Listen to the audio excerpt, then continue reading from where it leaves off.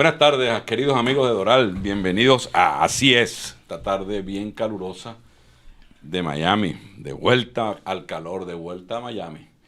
Tengo esta tarde un programa bien interesante con un gran amigo que siempre tenemos contacto vía teléfono y cuando podemos vernos nos pegamos a hablar y no terminamos nunca. Porque es un hombre con una gran experiencia, es radiodifusor, sufrió también los embates del régimen en Venezuela porque también fue hecho preso, un expresidiario del gobierno venezolano. Y desde hace un tiempo, ya nos va a explicar desde cuánto tiempo está por aquí, ella está tratando su estadía y me imagino que su asilo. Vamos a ver si la pego. Se trata nada más y nada menos que de Alejandro Ramírez Saavedra, quien tenía su radio en Maracay y tuvo la suerte de vivir esos tiempos de Venezuela que nosotros nos vivimos porque nos vinimos mucho antes, pero también tuvo la mala suerte de pagar bien caro estar por allá. ¿Por qué? Porque enfrentó al gobierno, más nada. Bienvenido, Alejandro. Estás Gracias. en tu casa. Tú eres un hombre de medios y hombre de radio. Gracias, Carlos. Ante todo, bueno, un gran saludo a toda la fanaticada que tiene Doral Voice.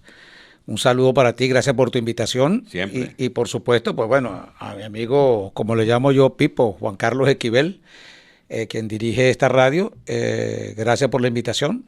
Y bueno, aquí estamos. Y tenemos la suerte que Julito, su hijo, es quien nos está en los controles hoy. Julito. Julito así Esquivel, es. el hombre de los controles. Así mismo. Mira, es. cuéntanos un poco. Tú tenías una radio en Venezuela, Noticolor Express 99.5 FM, ¿no? Sí. En Maracay. En Maracay. En Maracay teníamos un grupo de información bien simpático, el cual era Color 99.5 FM, una estación de radio que marcó la pauta entre la vieja radio y la nueva radio. ¿Ok? Hicimos la radio que se ve. Por primera vez había una radio donde la gente podía ver la interactuación que había en los programas. La estación de televisión Color TV, que también venía de haberse fundado con las raíces de Telecaribe. Cuando Telecaribe hizo especie de concesiones por estado, nosotros tomamos Aragua y Carabobo, luego convirtiendo con la permisología Color Televisión para 5 estados del país. O sea que ustedes estuvieron primero en Telecaribe y después hicieron, o cómo fue, ¿esa era sí. la señal de Telecaribe en Maracay? Sí, Okay. Estuvimos con la señal de Telecaribe iniciando los primeros programas para los aragüeños. Correcto. Y entonces de ahí, o sea que tenían señal abierta. Teníamos señal abierta, correcto, sí. Que tenían un área de influencia de todo el estado de Aragua y parte de Carabobo, creo, ¿no? Sí, parte de Carabobo, pero no solamente eso, sino que la matriz estaba en la isla de Margarita y algunos de los programas principales salían en los distintos estados donde Telecaribe tenía la señal abierta. ¿Sabes que hace 8 años tuvimos aquí Telecaribe también con la gente que tenía Telecaribe en Margarita y en Puerto La Cruz? Hicimos mucha televisión aquí, fue la primera televisión pequeña que se hizo y de verdad que parece que salió un poquito antes de tiempo, pero era muy agradable tener el programa. Yo tenía un programa diario, yo precedía el programa de Henry Saca en Telecaribe y de verdad que era bien interesante. Ustedes eran Telecaribe, qué bueno. Sí, estábamos trabajando de la mano en alianza estratégica con los contra el Aguado. Exacto. Para ese momento, ¿no? Que son los dueños originales de la concesión abierta que se dio en un principio desde su fundación. Ok. Cuéntame, entonces te empezaste a meter con el gobierno. Bueno, no es meterse. Inicialmente, llegando Chávez, yo también sentía en el fondo que el país necesitaba un cambio, ¿no? Creo que venían cosas no muy atentas al sector de la gente más humilde. Y cuando aparece Chávez, pues no nos gustó el golpe de Estado, no nos gustó todo lo que hizo, pero en vista de que ya se veía que iba a ganar, dijimos, bueno, ¿qué podemos hacer? Vamos a esperar que ese cambio sea positivo. Lo que nunca nos imaginamos es quedarnos ese caballero como presidente y bueno, vinieron las consecuencias que estamos pagando todos los venezolanos hoy, tanto los que estamos en el exilio como los que están allá adentro, ¿no? Sí, ya llevamos 22 años. Bueno, Chávez tomó el poder en el 99, van a ser 23 años ahora. Y yo te digo la verdad, a mí nunca me engañó Chávez. A mí nunca me gustó, también porque tuve oportunidad de tener información por allá cuando el golpe de Estado en Caracas y nadie me creía, pero bueno. Me imagino que llegó Chávez, tú te pusiste después a hacer tus programas de radio, a hacer tus críticas y un buen día, pan, te hacen preso. Sí, exactamente. Bueno, mi familia, por tradición, manejábamos alrededor de 11 empresas en el estado, ¿no? Inclusive habíamos fundado y puesto en marcha por primera vez en la historia el equipo de fútbol en primera división, el Aragua Fútbol Club. ¿Ese era de ustedes? Sí, era de nosotros, de la familia, fundado, y aparte de eso lo hicimos campeón por primera vez en la historia. Aragua se viste de lujo al tener la primera copa ganada por este equipo. Entonces,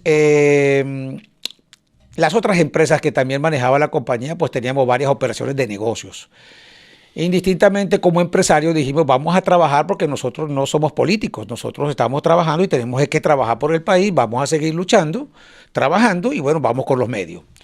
Pero lamentablemente fueron pasando el 2001, 2002, el paro petrolero, viendo la actitud de Chávez, el que está conmigo, el que no en contra de mí, todo esto ya apuntaba a que todo lo que se veía venir era un comunismo, una dictadura, no sé qué nombre darle, cada quien tiene su nombre específico para poderlo llamar. En el año 2007 dije, no, yo no puedo seguir más viendo los programas y la gente, nadie dice nada contra el régimen por temor. Entonces, bueno, en las reuniones de trabajo dijimos, bueno, ¿qué es esto? O nos prestamos para el lado de la dictadura que viene o la enfrentamos. Se tomó la decisión, ¿no?, de enfrentar a Chávez y comenzamos, recuerdo, con el caso de este hombre del maletín de Argentina, que había llegado. Alejandro Antonini. Antonini. Y entonces ahí de la mano con Globovisión, porque nosotros le hacíamos la señal abierta para Aragua, Carabobo y esos estados donde Globovisión no tenía en ese momento señal abierta, nosotros pasábamos algunos de sus programas principales a través de nuestra señal. Lamentablemente llegó el año 2008 de elecciones, 2009, que el 2008, perdón, elecciones de gobernadores, y estaba el señor Rafael Icea de candidato, el hijo de Chávez, que fue ministro de Finanzas. ¿El hijo de Chávez? ¿Tú dices que ese hijo de Chávez? Sí, el hijo de Chávez, porque prácticamente lo mandó desde un principio, tomando el gobierno, lo mandó aquí a Washington, ¿no? Lo mandó tipo espía del Banco Interamericano de Desarrollo. Y pues ahí se formó desde el punto de vista financiero, sabiendo cómo era el movimiento. Una vez que regresa a Venezuela se hace ministro y una vez que es ministro pues quiere ser gobernador de Aragua porque es aragüeño. Y pues ahí vinieron las diferencias, ¿no? Y nosotros pues hicimos acotaciones claras de lo que era Chávez, de lo que era Rafael Icea y bueno, Chávez un día en su aló presidente nos dijo hasta el mal que nos íbamos a morir. Entonces nosotros, bueno, seguimos denunciando todo lo que tenía que hacer hasta que un buen día me llaman y me dicen que en los galpones nuestros están todos los cuerpos, sí, todos los organismos de seguridad. Y yo, bueno, yo me dirijo normalmente porque el que nada debe, nada teme. Entonces yo me encontraba en el estadio de fútbol con el equipo nuestro, el Aragua Fútbol Club, acompañándolo en uno de sus encuentros. Y bueno, lamentablemente llegué y cuando llegué me colocaron las esposas de una vez y dijeron que me estaban agarrando en flagrancia. Y con eso me sacaron, me llevaron. ¿Y te acusaron de qué? ¿De conspiración? No, me acusaron de peculado doloso, que se le aplica a funcionario público. Eso es corrupción, claro. Sí, corrupción. Te acusaron de corrupción y tú no eras funcionario. Y yo no soy funcionario público. Entonces, con ese énfasis que hicieron, con esa medida, logran colocarme las esposas y trasladarme ya y comenzar esa tortura vía crucis que. O sea, que no te dieron chance ni siquiera de llamar a un abogado, defenderte, sino fueron por ti y tú fuiste y te entregaste. Yo fui, me entregué en el sentido de que iba a ver cuál era. ¿A quiénes más de tu radio o de tu familia también le agarraron? No, pero en ese momento sabíamos que tenían orden de captura contra mi madre, que era presidenta de una de las compañías, y todos los amigos que de una u otra manera estaban en organismos como PTJ, bueno, comenzaron a dar información de que la orden era destrozar todo el grupo, sí. Okay. Y ahí comenzó pues la persecución a la familia. Y te llevan y por supuesto que, porque es interesante, porque mucha gente habla cuando está fuera de la radio, fuera del ambiente, de lo que son los organismos de Estado, sobre todo los organismos de donde hacen las torturas. Por cierto, hace unos días vi en muy mal estado el general Rodríguez Torres y decían, fíjese, el hombre está sufriendo en el organismo que él mismo creó. O sea, el que creó la tumba, la famosa tumba de Caracas, que está bien abajo, no sé cuántos, 5 o 6 pisos hacia abajo. Cinco pisos abajo. Él está pagando condena ahí porque también lo acusaron de traición. Y está de verdad bien deteriorado el general Rodríguez Torres. Y entonces yo me pregunto, y te aprovecho a preguntarte, ¿cómo fue ese suplicio? ¿Qué es de verdad lo que hacían con ustedes ahí? ¿Cómo los torturaban? Bueno, fíjate tú, Carlos. Para comenzar, acabas de hablar del general Rodríguez Torres, quien era para ese momento el director del SEBIN, o el DICIP, ¿no? Eso le han cambiado el nombre varias veces. Sí, ya no sé de qué manera, ya yo tengo 13 años fuera de Venezuela y pues no sé, han cambiado muchos nombres de este organismo. Yo tuve la suerte de estar ahí con varios compañeros que... ¿Te dejaron en Maracay o te llevaron a No, Caracas? me trasladaron para el helicoide, donde estaban todos los presos políticos, ¿no? En ese momento estaban los 3 comisarios, ¿no? Estaba Lázaro estaba Forero. Vivas y estaba, por supuesto, Simonovic, que era mi vecino de celda, ¿no? Y estaba Eligio Cedeño, Gustavo Arraiz, los Maclet, en fin, toda la gente. Todavía está uno de los Macles, los 2 Macles están ahí, ¿no? No, ya tengo entendido que salieron 2, salió Basel y salió el Abdala, y el que queda es el principal, el jefe, que es Walí. Bueno, y ahí estuvimos prácticamente me tuvieron ahí durante 2 años, hasta que ellos lograron, vamos a decir, destruir el núcleo de empresas y tomar la posesión de todas nuestras propiedades, la posesión de todo lo que se había construido en casi 40 años, y lo tomaron, y cuando ya estaba todo tomado, es cuando deciden trasladarme a otro sitio. Pero lo que tú me acabas de preguntar, la tortura. Yo cuando salí le comenté a varios amigos, a pocos, les comenté de las torturas que había sufrido y mucha gente no lo creía. O sea, no se explicaban por qué había torturas en el SEBIN. Hasta que, bueno, comenzamos a ver casos como el del muchacho de Primero Justicia, que salió en televisión con sus... Requesén, con sus interiores, pues ya la gente deduce de qué manera fue torturado y cómo estaba drogado. Pero dicen que es verdad que drogan a la gente ahí abajo y los ponen... Los inutilizan con droga. Pues en parte la última faceta que está haciendo el G2, que está metido en esa parte, sí lo están haciendo. Okay. En el caso mío no me colocaban ningún tipo de sedante, pero sí a las 10 de la noche, exactamente cuando trancaban los calabozos, las celdas, iban por mí y me sacaban y me colocaban al piso viendo reflectores de luz, ¿ok?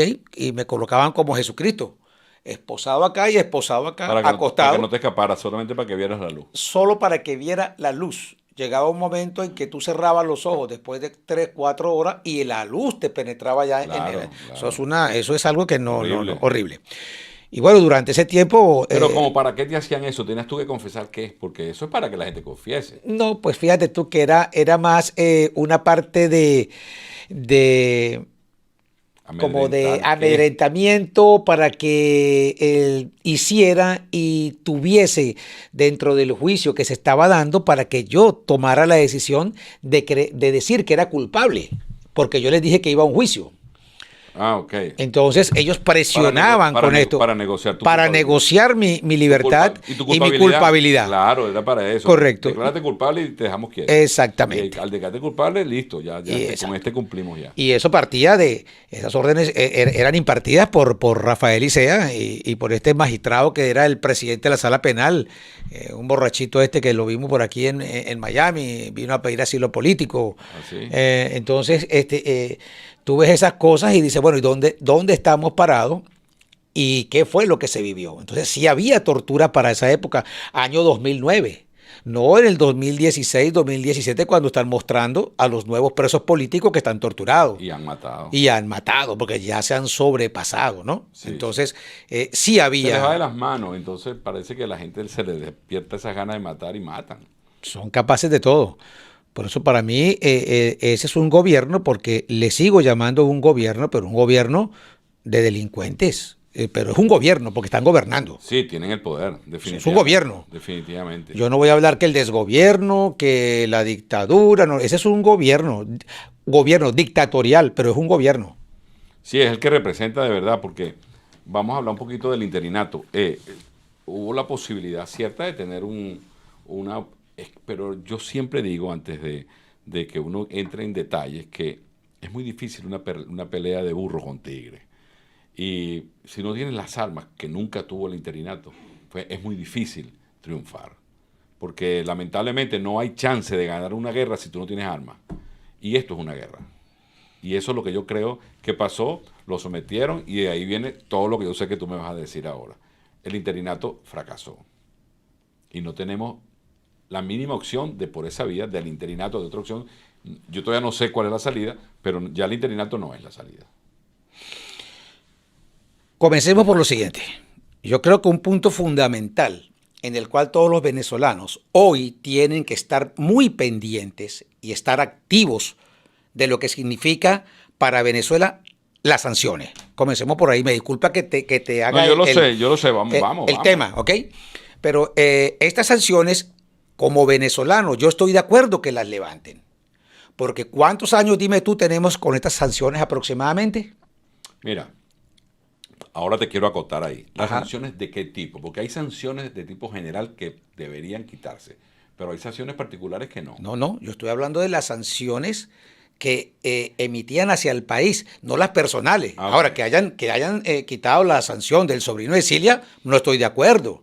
Pero que levante las sanciones para que haya una mejor comercialización entre el gobierno de los delincuentes y el mundo, estoy de acuerdo. Porque dime tú, ¿qué hizo la oposición en estos años con las sanciones que le fueron impuestas como país?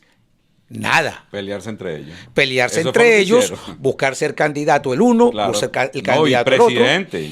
¿Por Bueno, qué vas a ser presidente tú, Alejandro, si puedo ser yo? exacto. Entonces, el tiempo se les pasó peleando, buscando todos una zancadillas una tras otra. Exactamente. Entonces, una oposición que ¿de qué vale que sigamos con unas sanciones cuando el pueblo está pasando necesidades? Porque la economía de Venezuela es una economía informal. Es una economía ficticia, una economía con dólares Pero tú de crees narcotráfico. que levantando las sanciones eso va a cambiar.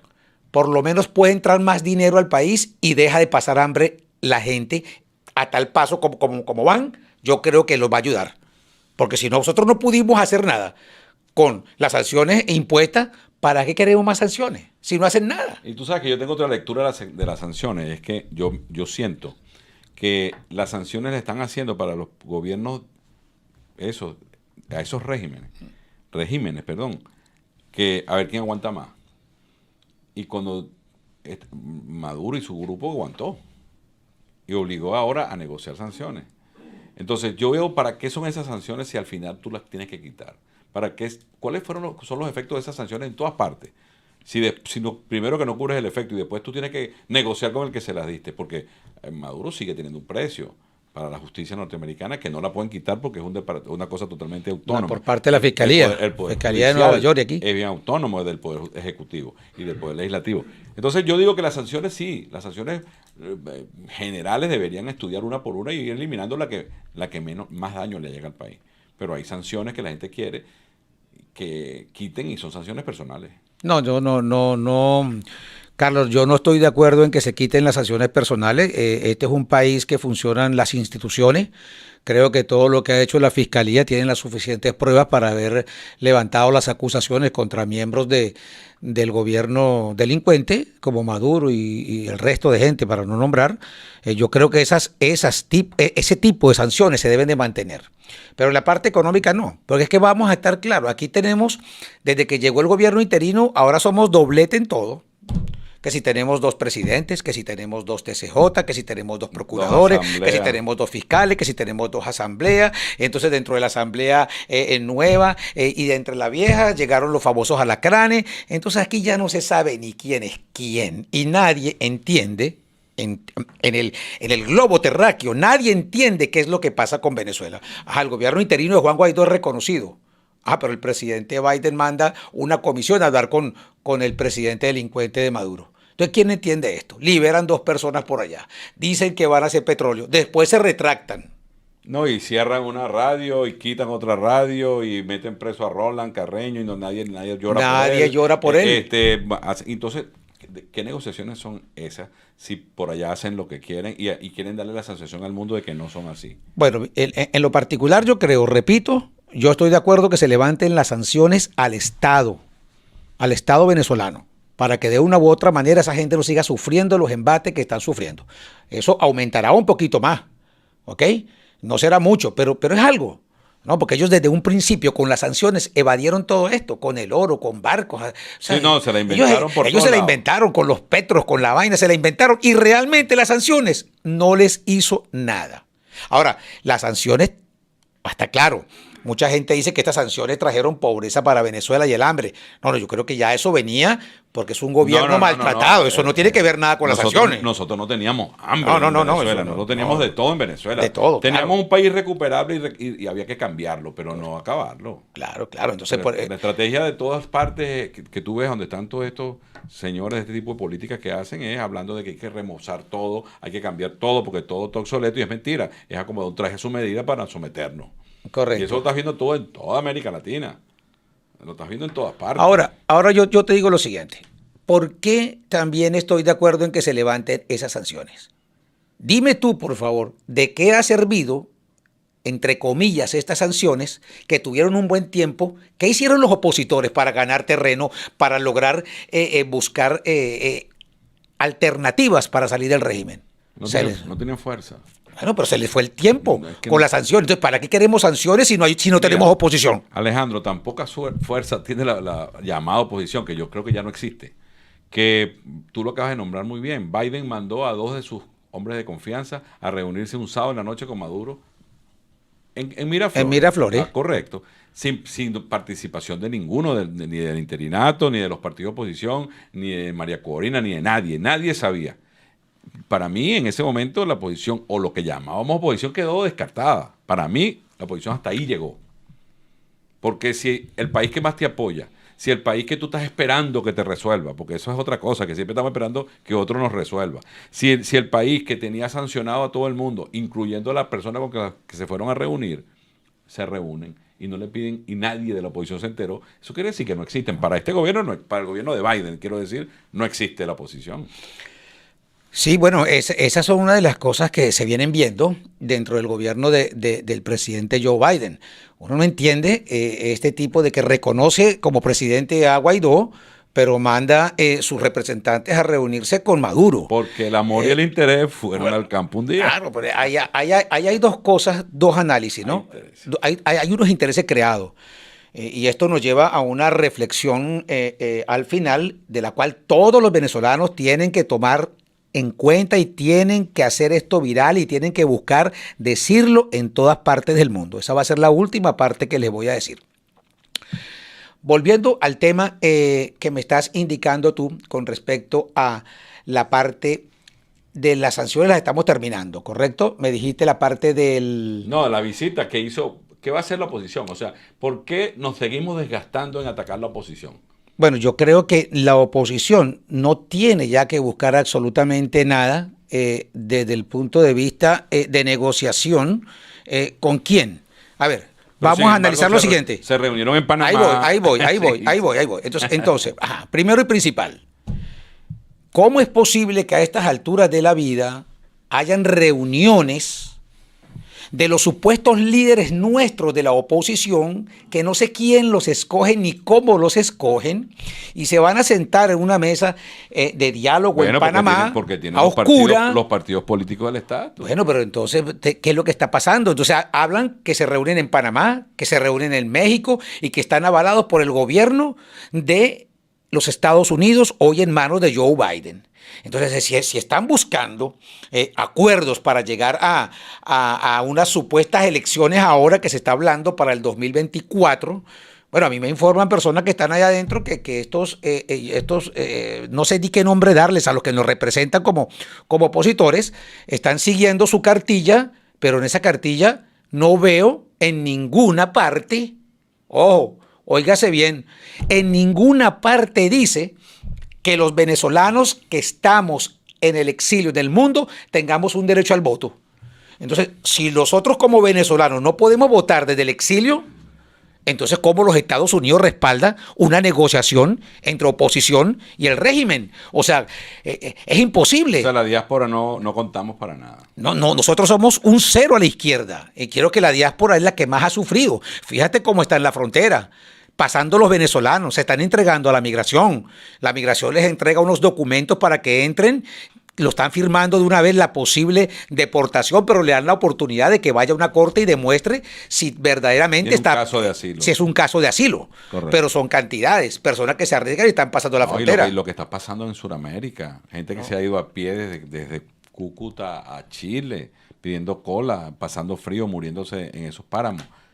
¿Y tú crees que eso es justo? Bueno, Carlos, no es justo. Y en estos días atendimos un caso de una pareja que viene desde el Ecuador, pasando, tú sabes, la selva del Darién, lo pasaron a pie, sí. Llegaron a pie a Panamá. Y de ahí a pie hasta México. Y ellos sin coyote, sin nada de esto que se utiliza, los métodos. Sí, pero si no tienes dinero no hay coyote. Si no hay dinero no hay coyote. Entonces se meten por otro lado y lograron pasar. Claro. Entonces, bueno, cuando tú ves que toda esta gente que está saliendo de unos estratos sociales, pues gente pobre que ya no aguanta. Pero gente que no sabe que Venezuela se está arreglando. Porque hay una campaña de que Venezuela está chévere. Bueno, que eso forma parte de la burbuja que ellos han creado y de los... Ojo, otra cosa que indigna mucho, este poco de artistas que nosotros seguimos en las redes sociales, este poco de personas públicas, en el buen sentido de la palabra, que se dedican al teatro, que son las personas que están trabajando en estos momentos para el mismo régimen, porque ellos le hacen publicidad de que el país está bien, de que el país está caminando. Bueno, porque a lo mejor ellos se mueven en el círculo ese del 0,5% que tiene de todo. No es que se muevan, es que les pagan, porque están aquí en Estados Unidos algunos. ¿Ah, sí? Claro, les pagan. Entonces, a una persona que está aquí en Estados Unidos, que no tiene dinero, le dan $20,000 para que diga que Venezuela está bien, no lo va a dar. Hay mucha gente que me ha dicho aquí que manda su mercancía para Venezuela y están ganando buen dinero, pero ¿dónde lo están vendiendo? Mercados. No, que hay Ferraris en Caracas, pero ¿quién tiene un Ferrari?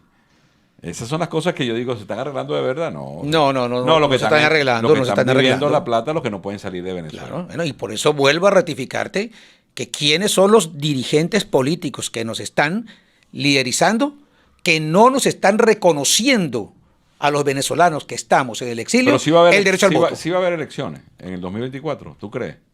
Pues al paso que vamos, pareciera que lo que están negociando estos opositores es una elección, pero es una elección amañada. Mientras que no nos den la oportunidad de votar a los que estemos en el exilio, pasará lo mismo de siempre. Los que están adentro, atemorizados o por $100 van a votar a favor del régimen. Y los que no estamos en el exilio no votamos. ¿Qué va a pasar? Bueno, es un hueco. Legitimamos otra vez a Maduro. Claro, entonces, Maduro otra vez presidente. Exacto. Entonces, ese es el juego de nunca acabar. Y los opositores que negociaron, pues bueno, con sus buenas casitas, sus buenos carros, sus hijos afuera también. Hasta que le dé la gana al gobierno y meterlos presos. Exactamente. Y entonces se juegan con empresarios que trabajan para el madurismo, ¿ok? Viven aquí en Estados Unidos, tienen ciudadanía, empresas acá, empresas allá. Alejandro, entonces, con ese padrón electoral que hay en Venezuela, que no se sabe ni quiénes son los que votan y quiénes no votan.